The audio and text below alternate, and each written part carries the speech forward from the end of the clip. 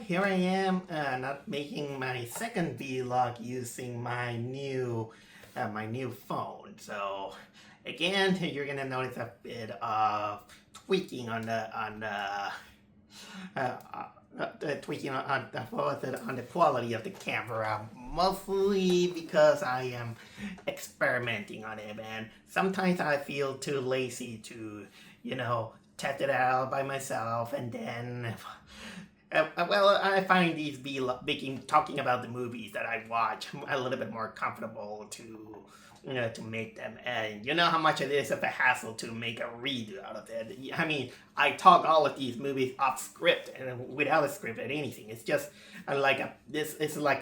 just a personal diary that I do. Think of it as a hobby.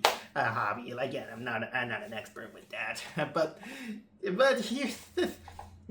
I also want to say that, man, what quite a week I'm having. Not only I am my irritable column kick in, still doing so a little bit. Also, guess what happened before I went to see the movies? I had a leak on my roof. Fortunately, there were no major damage and everything is fixed. But man, it's been a while that I had a part of my living. How can I say, flooded with water? Oh my God, what a week it had. So in a way, this is why I'm thankful that I get plans to watch a movie that maybe doesn't take itself a little bit too seriously.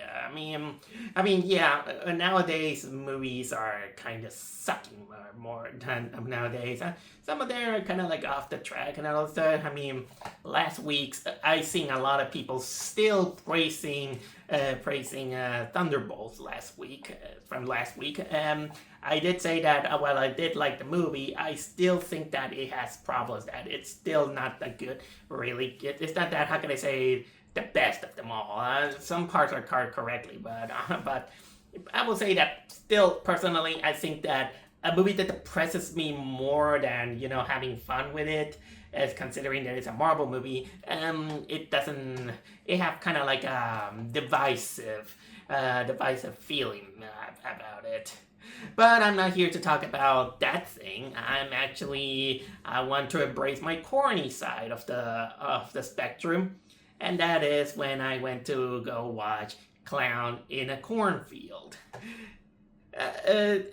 I didn't think that this week is gonna have some blockbuster that I gonna catch my attention. Actually, there was one that I kind of forgot. I saw the trailer of the what was it that I don't Flight or Fight it was called. It was that action movie that takes place on a plane, and I found it so dumb. But when I saw the trailer, I was like, this looks so dumb. I have to watch it. But I kind of forgot that it even existed. The best way I could describe how it looked, it was kind of like Bullet Train, but on a plane. Yeah, I that one kind of flew off my radar. And that is until I learned about the existence of this movie called Clown on a Cornfield. And I never knew the existence about this movie ever since the last couple of weeks. Never knew that this movie was based on a book that it spawned a few sequels. And of course, I should have known that this is a movie that was produced and distributed by none other than Shudder. Shudder is one of the very, very few streaming services that I highly respect. I always pay a subscription month on Shudder every October because it's kind of like the best season for it. And well, that's it. That subscriptions, I usually say that I only pay the bare minimum of necessity, and I'm not gonna pay for a whole month of things that I barely gonna use. Maybe, but still, what It's Shudder when it comes with their own original movies or movies that they help distribute. They come with some very interesting things, especially for the horror genre. And so there are times that I do watch, I do give them some respect when they distribute it to watch it on the big screen. I don't remember when was the last time I saw a Shudder film on the big screen. But I do know that I did miss the opportunity last year. I mean, with what was it, with Late Night with the Devil, in which that one I had to watch it on streaming, and honestly, I really missed the opportunity to watch it on the big screen because because man, that one really felt like it deserved to be there. As for but now let's talk about, Clown on the Cornfield, which my first initial thoughts, and I haven't even seen the trailer. I just went through with by the title itself. It was like in my head, it's like another killer clown movie. Usually killer clowns are kind of like the more go-to when it's about trying to bring people being scared, and people then kind of ask why a lot of us are afraid of clowns. I mean, we got the Joker and Art the Clown, who are kind of like the perfect examples to be terrified of them. Rarely you're gonna see kind of like a happy clown, and usually the happy clowns, they have kind of like the bad stigma that they find them scary. And well, Clown in the Cornfield it's almost like no exception. I just found it kind of like just a slasher film. So after the things that I have mentioned, I went to watch it. I just wanted to say, okay, I want to see something dumb or something like that, and the result that came out is that it was decent enough. This movie doesn't. It's not something that is going to change the world or something like that. It's just some people decide to bring some material that they found in a book, and then they decide to bring it on the big screen, and that's it. But it does play the cards right in order to make it decent. There is some corniness and some silly stuff that it kind of makes you, embrace it, but at the same time, you might find that this is also one of those where people do commit some dumb decisions, or they are sometimes the dumb things that happen is mostly because of the thematic that this movie was trying to embrace, and that is that they wanted to shoehorn in that there is a generational gap between old people and teenagers, and that old people know something, teenagers are another generation that is about that and all that, and they collide, and they kind of don't understand each other, they don't respect each other, but the movie undercooks that thing. So, and don't ask me about the book because I haven't read it. So I'm gonna talk mostly into the perspective of the movie itself. But I only, while I was kind of like revising just one review on the video, I saw someone say in the comments saying that the book had more kills, and I want to believe that because, the movie has its share, but, I'm not gonna say, but let's say that this one did its decent job. There are some things that are undercooked, but if you're finding some dumb slasher film involving killer clown, here it is. And, the premise is a little bit into kind of like a mixture of any slasher movie that you have seen. It would combine with a little bit of a Children of the Corn. It has some element there because it has corn in it. Yes, a feel of corn. Of course, that there's not that monster that lives in the corn and all this stuff. But the main premise that we have the father and daughter who are trying to move on with their life, but they move onto this town, this kind of like this small town. I don't know if they say it over there. It is a Midwestern town. The teenage girl well, kind of like young adult teenage girl, more kind of like her 16 or something like that. She's played by Katie Douglas, and the guy is played by and the father is played by Aaron Abrams. I don't know if they're big name actors. I'm just saying. Um, they're kind of like a little bit awkward to themselves. And while one of them wants to try out the new life on that town, the daughter is she's kind of not exactly into it because she's like, for example, always complaining about there's no Wi-Fi and all this stuff, and she's sad that she had to move on. And they give clues that that they're both trying to move on about the passing of the mother or something like that. I don't exactly remember too much about it. Yeah, but basically, she kind of finds out that the town is not exactly idealistic.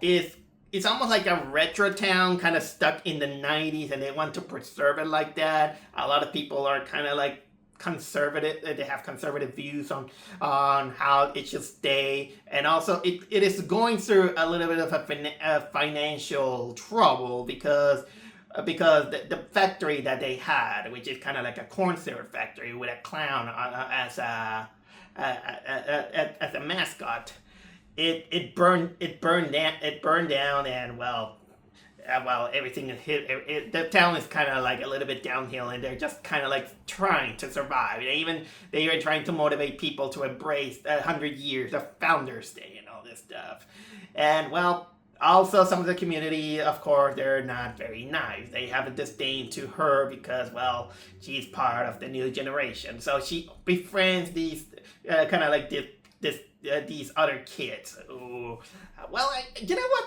I don't know if I want to call them kids, considering the actor's age and all this stuff. But let's say that not many of the people like them. Liked it because it's the typical, the YouTube generation. They're a little bit rude. They like to go to party and drink and having their teenage hormones going active and all this stuff. And these kids, for lack of better words, they're kind of like the scorn of the town.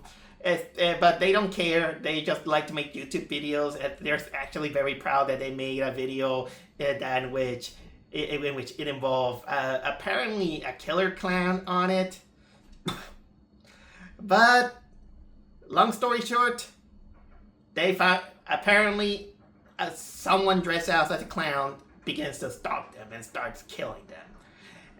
And that's basically the premise out there. I just gave it kind of like I only gave you a little bit more of the description of the setting more than the premise, because the premise is it's not exactly big. It's like family go there, the family move in, they make friends and / enemies. A killer clown is there and it's attacking them. That's it. No, nothing more, nothing less. There are some things that kind of build up until the end. Although I will say that some aspect of the storytelling kind of comes off a little bit confusing and vague because they explain some stuff, but they're mostly explained more in exposition dialogue instead of, basically showing you. I kind of wish that when you kind of make kind of like talk about a flashback or something like that, visuals actually help when you're making kind of like a more elaborate build-up. Exposition dialogue can work if you want to build a lore kind of like in small dose or kind of something small out of it. Although I kind of wish that they make it a little bit, if they build more into, for example, talking about the fire, and also the past that our protagonist had, which kind of I will say that. The protagonist is Katie Douglas. She plays the girl who moved in named Quinn. She's kind of like a perfect balance of likable and unlikable. she's obviously gonna be kind of like the final girl and have all these bland statistics out of it. She's resourceful. She has all this thing. You have seen them. This is kind of like the typical archetype that you see in the final girl. I'm not kind of disdating this. Sometimes she kind of acts like very bratty. Although you kind of understand that the movie trying to cement itself that it's about generational miscommunication between parent and child, which kind of brings me to Aaron Brams, which he settles into the town, and he's actually a little bit more resourceful and knowing kind of like the 90s stuff, the kind of like the old school technology that there is. For example, he has no problem riding these the old cars that they have. What was it? I forgot the name. The stick. Let's call it a stick. I forgot the name of it. I know what it is. I've seen them. I've seen them. In my hometown, they use it. Some people still use it, and they're kind of. But he became kind of like the new doctor in town, and the funny thing about this guy is the way he acts. He kind of acts a little bit a mixture of Paul Rudd combined with a dose of Ryan Reynolds. Not as sarcastic or funnier than Ryan Reynolds. Okay, just in case, I know what is happening with him. This is not the time and place to talk about. But you get the idea. The guy kind of looks like a mirror of Paul Rudd, kind of acting, trying to be nice, but at the same time strict. That's kind of like the vibe that I had. There's some other characters that are there. Some of the most notable one, for example, the boyfriend. A boyfriend named Cole. He's played by Carson McCormick, who he befriends our main character, builds a kind of like the teenage romance that there is, and let's say that he is the son of the current mayor, and apparently he's kind of like the guy who wants to. He's sick of the town. He just wants everything to progress. He embraced progression, and also he's just saying that, hey, we should have fun and all this stuff. And also there's kind of like the group of friends. Like for example, there's the pranksters, the other girls. One of them is almost like the queen bee, or the kind of characters that that they really act like they're the bad crowd. And in a way, this is where the movie kind of fails a little bit to make us sympathize with them, because this is kind of like the generation that really acts very bratty, disrespectful to adults and all this stuff. And this is where and the way they kind of act, they're not exactly mean-spirited, but let's say that they're kind of a little bit rude, which kind of like diminishes a little bit the how we can when the chaos happen, we'll feel bad for them or something like that. Other character also includes this big guy played by Vincent Miller. He's a big guy named Rust. He is kind of like this big. He's really big. He kind of has this redneckish accent. It's like, hey, I gotta talk about it. The guy kind of seems a little bit slow, although he kind of has like a past with the Cold character, in which I not exactly reveal a little bit too much, but when it is revealed, I just kind of found it funny. I just kind of like laugh. But for some reason, the way he presents himself, and he's kind of like tall and kind of slow, and it's like like that. He kind of remind me of that episode of Kenan and Kel, when Kenan's family move and they meet that new friend. That kind of remind me that. All right.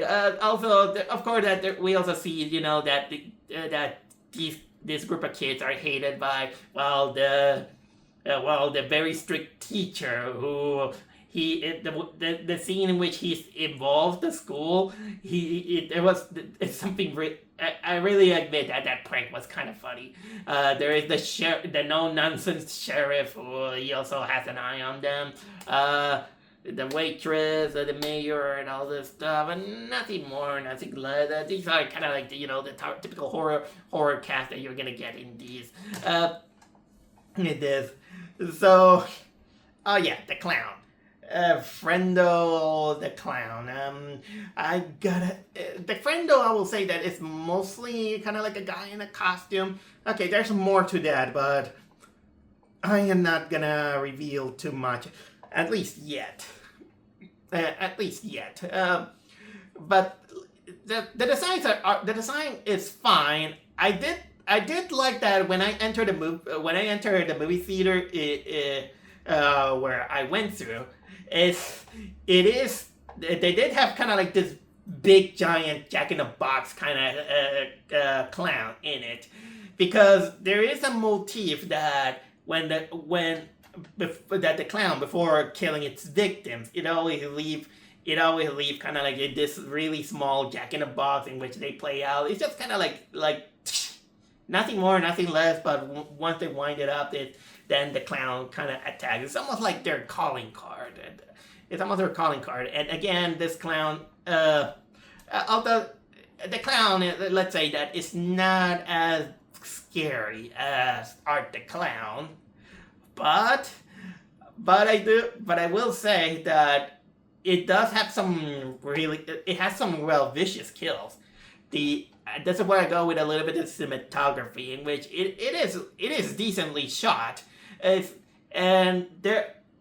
not exactly kind of like 100% gore effect, but you can see the practicality of the effects, and some of the kills were actually well done. I'll say, how weird I'm sounding, but yeah, as the attacks, they are well elaborate, and boy, that they don't die very nicely. The kids die very unnicely. I'll say they're not very. It isn't a pleasant thing, but if there's something that I can criticize, is that the movie also has a few traps in which I think I counted like 3 times in which it gives you kind of like these fake jump scare with an orchestra string. That apparently they feel like they are obligated to do that. Thankfully, it's not exactly kind of like dumb or in your face. A movie like that, it kind of feels like they have to include at least 2 or 3 of them in order to have the obligation out of it. And this is where I go a little bit with the theme, in which the theme of the whole movie, that they wanted to cram it up a little bit under a head, is that there is kind of like this generational gap of the kids and the adults, and sometimes they make the kids then kind of act a little bit dumb. I mean, because there is a moment in which the thing is that I can understand, for example, a Gen Zer going into one of these old school cars, and they don't know what to do with the lever. They don't know how to. They don't know, how to put it on auto or reverse with the lever. Everything is kind of like automatic. I can understand that because the car is a little bit more complicated. But the one that made me laugh, but I can believe that it can happen, is that they enter into this old house. And and of course they can't call anyone because there's horrible signals in a town that is on the middle of nowhere and has cornfields and all everywhere and all that stuff. Well, they go inside the house and they see a phone. And it's one of those dial-up phones, with the rotary ones, and they kind of act a little bit kind of like stupid, like, how do we use them? Oh my God, how did I use them? I mean, seriously, I don't think that rotary phones. I know they're old school and they're not used. They're not used anymore. That was a very very old school thing. But seriously, I can buy it, not knowing about the car. But a rotary phone, it can take at least 5 seconds for you to figure it out, or 10 seconds. 10 seconds if you're a little bit too slow. They're not that hard. They're not that hard, but they acted almost like Neanderthals, with that. And I know that I'm being harsh on that because in a way I can believe that, because here's the thing. A few months ago, I went to the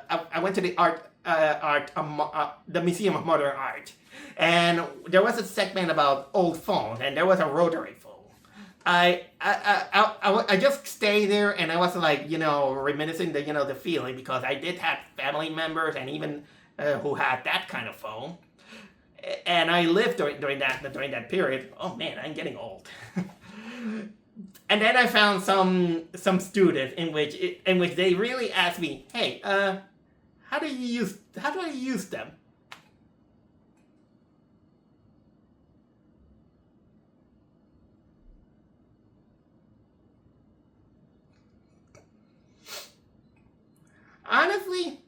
Honestly, I didn't mind, but in my head, it was like, you can figure out how to use a rotary phone at least you give it out kind of like a minute, because it's not that hard. It's not that hard. so, so that kind of gave me a little bit of a laugh, and that kind of brings me, of course, that the movie in itself, it has some corny moments that it kind of makes you laugh. I mean, what I mentioned is kind of like one of that.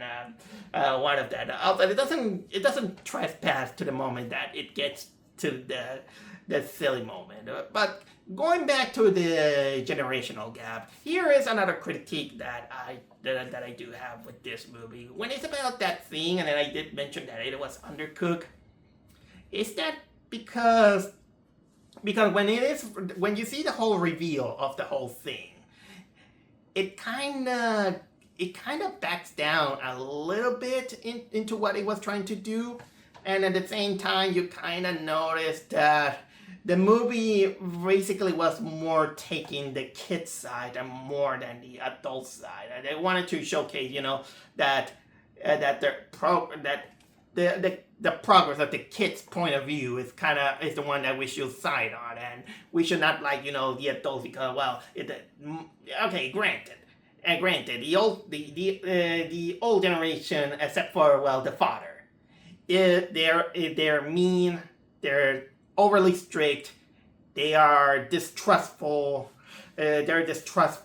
But when you see kind of like the scenes of the kids pulling out pranks in order to be popular for YouTube and all this stuff, and even stealing alcohol, then can you blame them? Although it kind of comes also that, yeah, that generation, the old school generation also comes out as kind of like more irrational, especially when they kind of blame the kids when an accident happens during the Founders Day parade. That's when they kind of comes out that, yeah, we have to side with the kids because their parents are douchebags and all this stuff, but unfortunately they don't go into the balance that they wanted to do. It felt like they wanted to showcase the kids side when they are not exactly the most likable of all. Maybe if they could,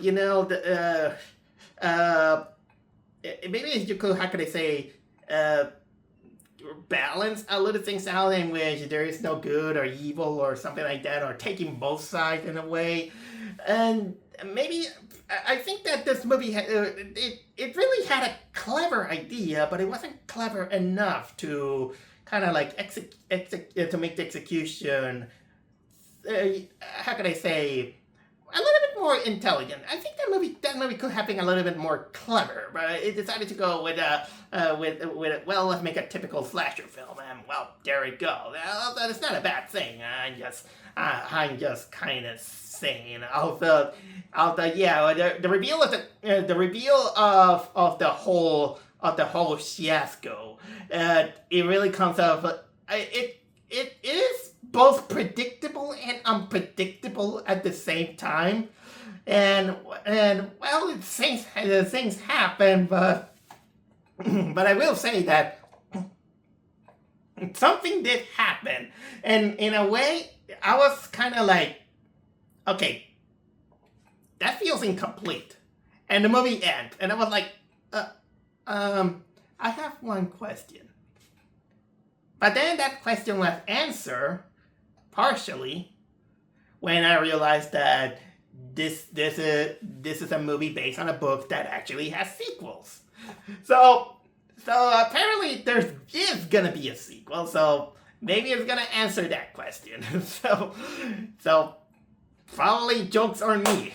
So anyway, that's all I have to say about Clown in a Cornfield. It's decent enough. It plays the cards right to, someone who likes slasher film are gonna have a little bit of a kick on it, and they'll like it fine. I did like it fine. I did have some good enjoyment out of it, and the nitpicks that I did is mostly a little bit of a more kind of like an observational criticism that I'm doing, because it's not that it couldn't have been worse, but what can I say? I'm just a corny dude just making some corny video for a corny hobby.